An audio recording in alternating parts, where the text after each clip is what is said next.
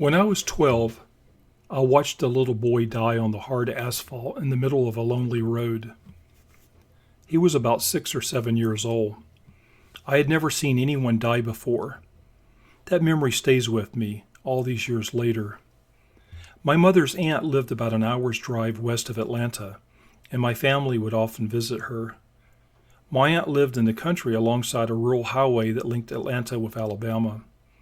On this particular occasion, we were indoors preparing to eat dinner. We heard a bad sound out on the highway, and sometime later a siren. My dad and I walked down my aunt's long driveway to investigate. Arriving at the road, I could see a big shiny red Cadillac convertible parked on the side of the road. A patrol car was parked immediately behind it, and two lawmen were standing and talking to the driver of the Cadillac.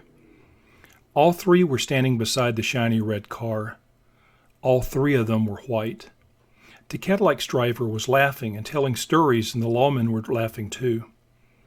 I sensed that the Cadillac's driver had been drinking. You could see it in his face and hear it in his speech. On the other side of the road, standing about 100 feet away from the lawmen, was a small group of people, huddled together and quiet. They were all black. They looked bewildered, frightened, muted. On the edge of the pavement, about 50 feet beyond the Cadillac, was a twisted bit of metal that had been a kid's bicycle. And lying in the middle of the road, another 20 feet or so beyond the bike, was a kid, a small black kid. The kid was crumpled too. From where I stood, I watched as his body twitched and convulsed. He was alive, but his injuries were horrific.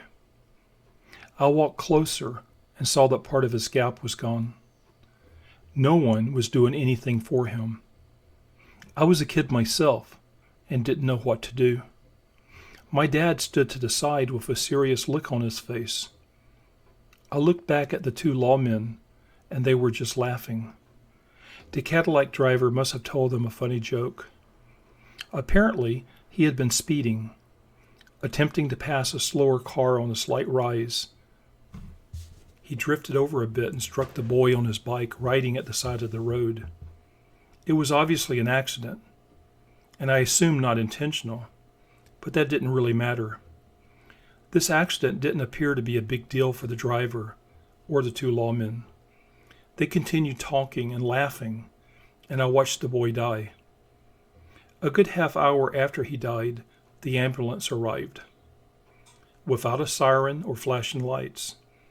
It hadn't rushed to get there. The attendants collected the boy's body and departed with the remains. Within a few minutes, the lawmen departed, as did the Cadillac and its driver. I saw no ticket issued to the driver. No one went to jail. The group of black people returned to the home from which they had come. My father and I returned to our meal, but it was hard for me to eat. I never knew the little boy's name. I wish I did. I'll never forget him, though. He mattered. When innocent kids die like this, it points out gross failures of our culture. American culture failed that little boy in 1964. Back then, it was racism that so devalued life. It was so clear to me on that road that day.